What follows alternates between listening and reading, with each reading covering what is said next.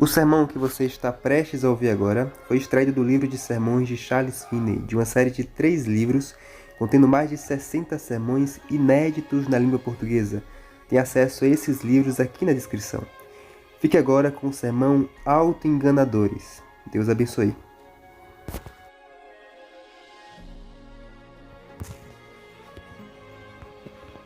Charles G. Finney, Nova York, 16 de março de 1837. Autoenganadores. Palestra 1. Autoenganadores. Texto: mas sede cumpridores da palavra, e não somente ouvintes, enganando-vos a vós mesmos. Tiago 1:22. Existem 2 extremos na religião, igualmente falsos e igualmente fatais. E há 2 classes de hipócritas que ocupam esses 2 extremos. A primeira classe faz a religião consistir totalmente na crença de certas doutrinas abstratas, ou o que eles chamam de fé, e dá pouca ou nenhuma ênfase às boas obras.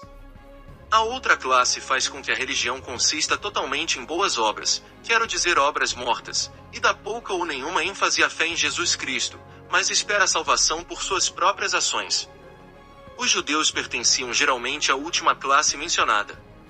Seus mestres religiosos ensinaram-lhes que seriam salvos pela obediência à lei cerimonial.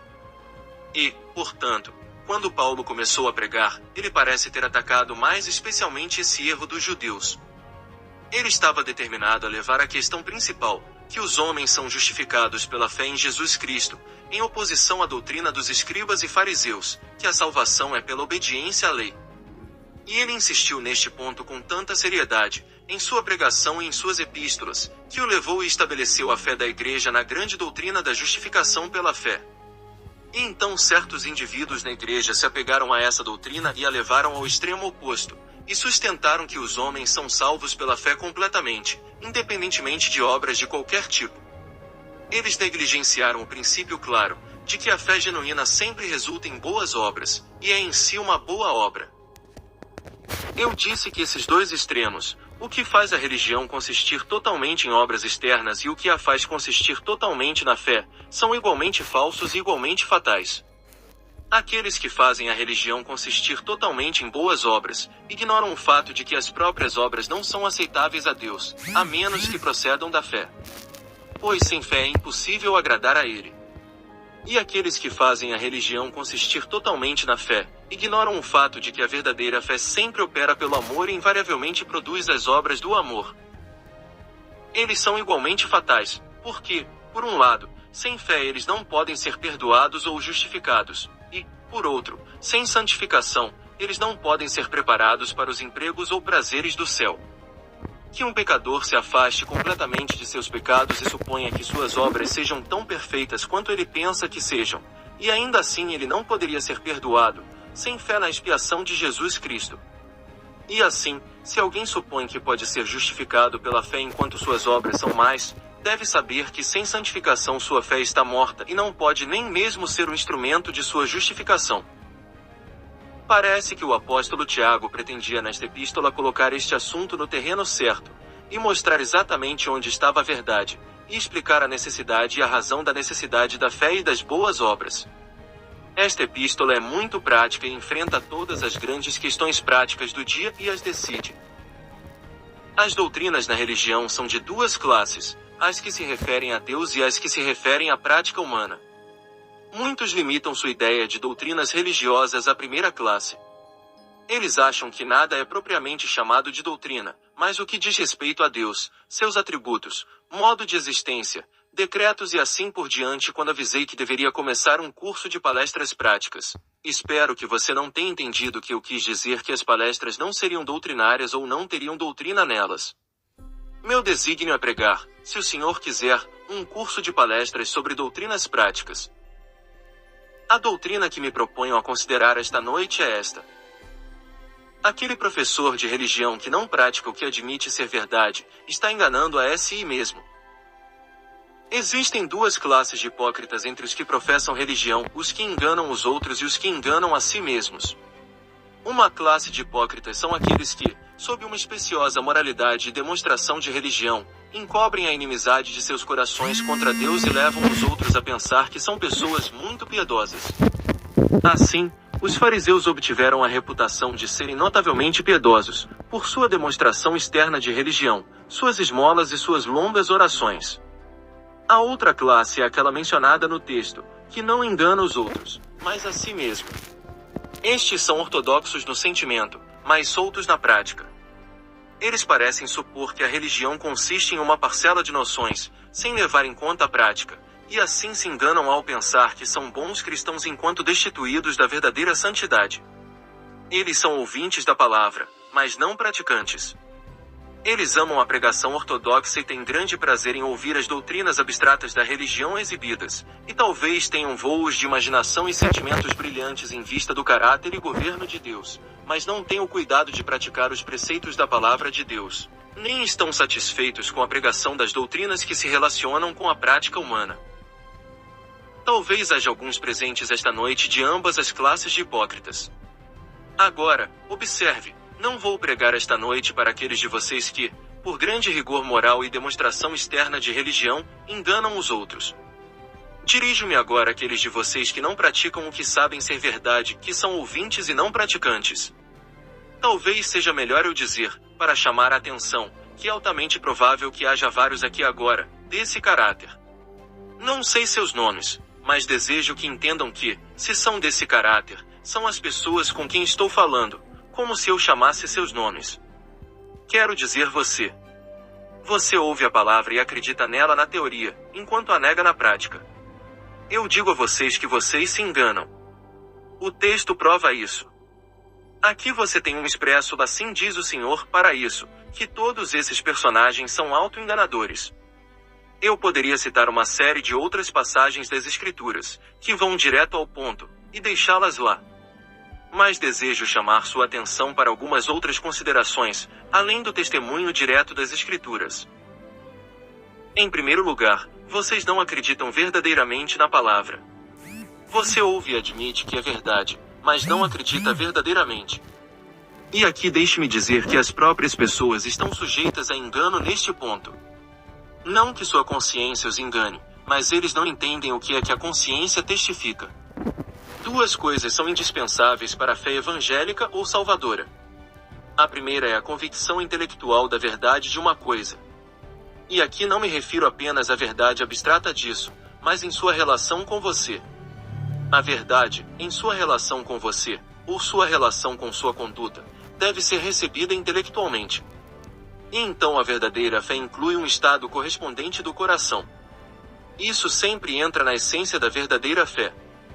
Quando o entendimento de um homem é convencido, e ele admite a verdade em sua relação consigo mesmo, então deve haver uma aprovação calorosa dela em sua relação ou relação consigo mesmo. Ambos os estados mentais são indispensáveis para a verdadeira fé. A convicção intelectual da verdade não é fé salvadora. Mas a convicção intelectual, quando acompanhada de um estado correspondente das afeições, é fé salvadora. Segue-se, portanto, que onde a verdadeira fé salvadora, há sempre conduta correspondente. A conduta sempre segue a fé real. Tão certo quanto a vontade controla a conduta, os homens agirão como acreditam. Suponha que eu diga a um homem: você acredita nisso? Sim, eu acredito. O que ele quer dizer? Uma mera convicção intelectual? Ele pode ter isso, e ainda não ter fé. Um homem pode até sentir uma aprovação de uma verdade abstrata. Isso é o que muitas pessoas supõem ser fé, a aprovação que sentem pelo caráter e governo de Deus, e pelo plano de salvação, quando visto abstratamente. Muitas pessoas, quando ouvem um sermão eloquente sobre os atributos ou governo de Deus, ficam todas radiantes com a sublimidade e excelência exibidas, quando não têm uma partícula de verdadeira fé. Ouvi falar de um infiel que seria levado até ao êxtase com tais temas. A mente racional é constituída de tal forma que natural e necessariamente aprova a verdade quando vista abstratamente. Os demônios mais perversos do inferno o amam, se puderem vê-lo sem sua relação com eles. Se pudessem ver o Evangelho sem qualquer relação que interferisse em seu próprio egoísmo, não apenas viriam que ele é verdadeiro, mas o aprovariam de coração. Todo o inferno, se pudessem ver a Deus em sua existência absoluta, sem qualquer relação consigo mesmos, aprovaria de coração seu caráter. A razão pela qual os homens perversos e os demônios odeiam a Deus é porque eles o veem em uma relação consigo mesmos. Seu coração se levanta em rebelião, porque o veem oposto ao seu egoísmo. Aqui está a fonte de uma grande ilusão entre os homens com respeito à religião. Eles veem que é verdade e realmente se alegram em contemplá-lo. Eles não entram em suas relações consigo mesmos e, portanto, adoram ouvir tal pregação e dizem que são alimentados por ela. Mas marque, eles vão embora e não praticam. Veja aquele homem. Ele está doente e seus sentimentos são ternos. Em vista de Cristo como um Salvador bondoso e terno, seu coração se derrete e ele sente fortes emoções de aprovação em relação a Jesus Cristo. Por quê? Pelas mesmas razões pelas quais ele sentiria fortes emoções em relação ao herói de um romance. Mas ele não obedece a Cristo. Ele nunca pratica uma coisa por obediência a Cristo, mas apenas o vê abstratamente, e se deleita com seu caráter glorioso e amável, enquanto ele mesmo permanece no fel da amargura. Assim, é evidente que sua fé deve ser uma fé eficiente, como regula sua prática e produz boas obras, ou não é a fé do Evangelho, não é fé real de forma alguma. Novamente, é ainda manifesto que vocês estão enganando a si mesmos, porque toda religião verdadeira consiste em obediência. E, portanto, por mais que você aprove o cristianismo, você não tem religião a menos que a obedeça. Ao dizer que toda religião consiste em obediência, não quero dizer obediência externa. Mas a própria fé, a verdadeira fé, opera pelo amor e produz a ação correspondente. Não há obediência real, mas a obediência do coração. O amor é o cumprimento da lei, e a religião consiste na obediência do coração, com um curso de vida correspondente. O homem, portanto, que ouve a verdade, aprova-a e não a prática, engana-se a si mesmo. Ele é como o homem que contempla seu rosto natural em um espelho, porque ele olha para si mesmo, e segue o seu caminho, e logo se esquece de que tipo de homem era. Novamente, aquele estado de espírito que você confunde com religião, uma convicção intelectual da verdade e sua aprovação em abstrato, longe de ser evidência de que você é piedoso, é tão comum aos ímpios quanto aos bons, sempre que eles podem ser levados a olhar para ele abstratamente. Esta é a razão pela qual muitas vezes é tão difícil convencer os pecadores de que eles se opõem a Deus e à sua verdade. Os homens são constituídos de tal forma que aprovam a virtude e admiram o caráter e o governo de Deus, e aprovariam e admirariam todas as verdades da Bíblia, se pudessem vê-la abstratamente sem qualquer relação consigo mesmos. E quando eles se sentam sob uma pregação que sustenta a verdade de tal maneira, que não tem muita influência prática sobre eles, eles podem sentar-se por anos e nunca considerar que se opõem a Deus e ao seu governo. E estou cada vez mais convencido de que grandes multidões podem ser encontradas em todas as nossas congregações, onde as doutrinas abstratas do Evangelho são muito pregadas, que gostam da pregação e gostam de ouvir sobre Deus e todas essas coisas, e ainda assim não são convertidos. E, sem dúvida, multidões deles entram nas igrejas, porque amam a pregação ortodoxa, quando, afinal, é manifesto que eles não são praticantes da palavra. E aqui está a dificuldade: eles não tiveram aquela pregação perspicaz que os fez ver a verdade em sua relação com eles mesmos. E agora eles estão na igreja, sempre que a verdade é pregada em sua relação prática com eles, eles mostram a inimizade de seus corações inalterada, levantando-se em oposição à verdade. Eles tinham como certo que eram cristãos, e assim se juntaram à igreja, porque podiam ouvir uma pregação doutrinária sólida e aprová-la, ou porque liam a Bíblia e a aprovavam. Se sua fé não for tão prática a ponto de influenciar sua conduta, se eles não virem a verdade em sua relação com sua própria prática, sua fé não os afetará tanto quanto a fé do diabo. Observações.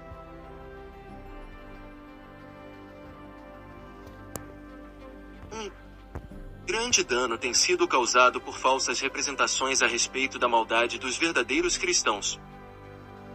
Disse que um pregador célebre, não muito tempo atrás, deu esta definição de cristão: um pouco de graça e muito diabo. Eu nego totalmente essa definição. É falso e ruinoso. Muito é dito que dá a impressão de que os verdadeiros cristãos são os seres mais perversos da face da terra. É verdade que quando pecam, incorrem em grande culpa. Para um cristão, pecar é altamente criminoso. E também é verdade que os cristãos esclarecidos veem em seus pecados grande maldade. Quando comparam suas obrigações com a vida, ficam muito humildes e expressam sua humildade em linguagem muito forte. Mas não é verdade que eles são tão ruins quanto o diabo, ou em qualquer lugar na vizinhança dele. Isso é perfeitamente demonstrável. Quando pecam, seus pecados têm grande agravamento e parecem extremamente perversos aos olhos de Deus. Mas supor que os homens são verdadeiros cristãos enquanto vivem a serviço do diabo, e têm pouco da aparência de religião, é um sentimento que não é apenas falso, mas de tendência muito perigosa. É calculado para encorajar toda aquela classe de hipócritas que são antinomianos e para encorajar os apóstatas, bem como para causar um grande dano à causa de Cristo na estimativa dos escarnecedores. A verdade é que aqueles que não obedecem a Deus não são cristãos. A doutrina contrária é ruinosa para as igrejas, enchendo-as de multidões cuja reivindicação de piedade depende da adoção de certas noções, enquanto elas nunca tiveram a intenção de obedecer sinceramente às exigências do Evangelho em suas vidas. 2. Aqueles que são muito mais zelosos por doutrinas do que pela prática, e que dão muito mais ênfase a essa classe de doutrinas que se relacionam com Deus do que àquela classe que se relaciona com sua própria conduta, são antinomianos. Há muitos que receberão essa classe de doutrinas da Bíblia que se relacionam com Deus, e as aprovarão e amarão, que não têm uma partícula de religião. Aqueles que nunca são alimentados, como eles chamam, de qualquer pregação que não seja a de certos pontos abstratos de doutrina, são antinomianos. Eles são as mesmas pessoas contra as quais o apóstolo Tiago escreveu esta epístola. Eles fazem a religião consistir em um conjunto de noções, enquanto não levam vidas santas. 3. Essa classe de professores de religião, que nunca gosta de ouvir sobre Deus ou seus atributos, ou modo de existência, a trindade, decretos, eleições e coisas semelhantes, mas enfatiza toda a prática religiosa com exclusão da doutrina religiosa, são fariseus. Eles têm grandes pretensões à piedade externa, e talvez a voos internos de emoção de um certo elenco poético, enquanto não receberão as grandes verdades que se relacionam com Deus, mas negam as doutrinas fundamentais do Evangelho. 4. O fim e a tendência adequados de toda doutrina correta, quando verdadeiramente acreditada, é produzir a prática correta. Onde quer que você ache a prática de um homem herética, você pode ter certeza de que sua crença também é herética. A fé que ele tem em seu coração é tão herética quanto sua vida. Ele pode não ser herético em suas noções e teorias. Ele pode estar bem ali, mesmo nos mesmos pontos em que é herético em sua prática. Mas ele realmente não acredita nisso. Para ilustração, veja aquele pecador descuidado, ali, agarrando-se à riqueza e precipitando-se na busca de riquezas. Esse homem realmente acredita que algum dia vai morrer? Talvez você diga, ele sabe que deve morrer. Mas eu digo que, enquanto ele estiver nessa atitude, ele realmente não acredita que algum dia vai morrer. Não está diante de seus pensamentos. Portanto, é impossível que ele acredite nisso em sua total irreflexão. Você pergunta se ele espera morrer, e ele responderá, sim, eu sei que devo morrer, todos os homens são mortais. Assim que ele volta seus pensamentos para isso, ele concorda com a verdade. E se você pudesse fixar a convicção em sua mente até que ele esteja real e permanentemente impressionado com ela, ele infalivelmente mudaria sua conduta e viveria para outro mundo em vez deste. É assim na religião. O que quer que um homem realmente acredite, é tão certo controlar sua prática quanto que a vontade governa a conduta. 45. A Igreja há muito tempo age demais em uma política antinomial.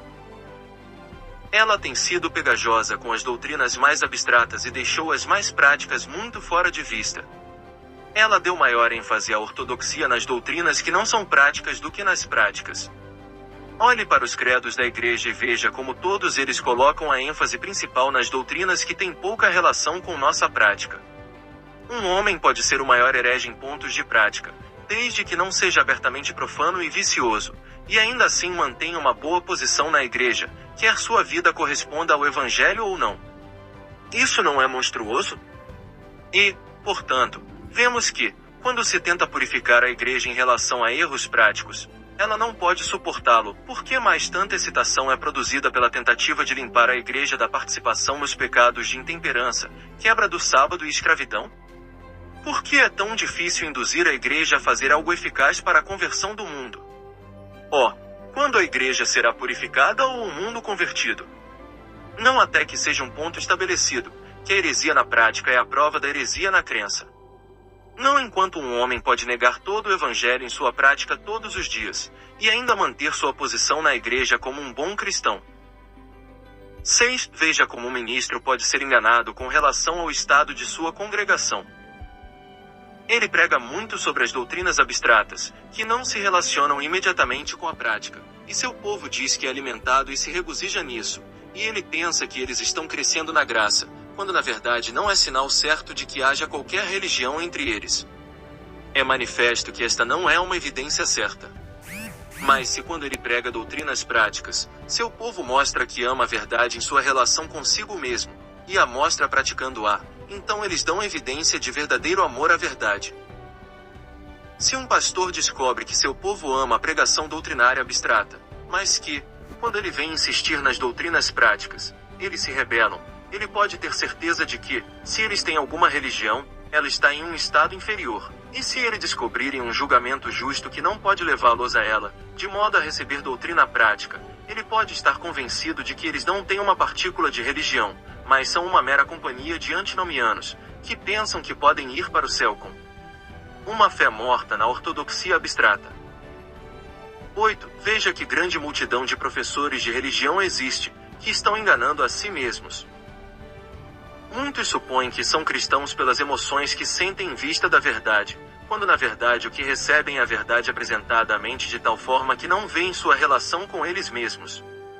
Se você trouxer a verdade para aplicá-los, a ponto de destruir seu orgulho e cortá-los de seu mundanismo, esses professores resistem a isso. Olhe para a igreja. Veja o que uma multidão de igrejas ortodoxas e cristãos ortodoxos vivem e se alimentam das doutrinas abstratas da religião de ano para ano. Então olhe mais para suas vidas e veja quão pouca influência sua crença professada tem sobre sua prática. Eles têm fé salvadora? Não pode ser. Não quero dizer que nenhum desses membros da igreja seja piedoso, mas digo que aqueles que não adotam na prática o que admitem em teoria que são ouvintes da palavra, mas não praticantes, enganam a si mesmos. Pergunte agora quantos de vocês realmente acreditam nas verdades que ouvem pregadas. Propus pregar um curso de palestras práticas. Não quero dizer que devo pregar palestras que não contenham doutrina. Isso não é pregação de forma alguma.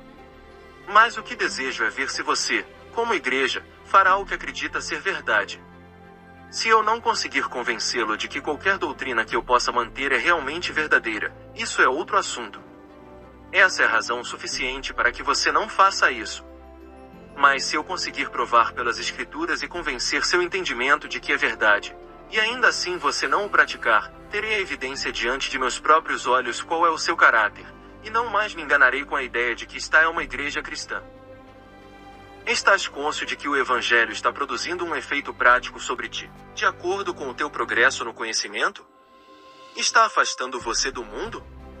Você acha que esta é a sua experiência, que quando você recebe qualquer verdade prática em suas mentes, você a ama, e gosta de sentir sua aplicação a si mesmo, e tem prazer em praticá-la?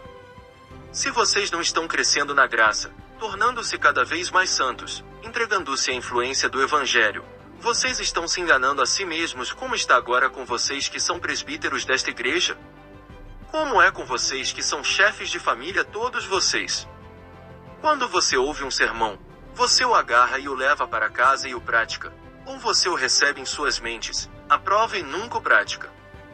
Ai daquele homem que admite a verdade, e ainda assim se afasta e não há prática, como o homem que vê seu rosto natural em um espelho se afastando e esquecendo que tipo de homem ele era.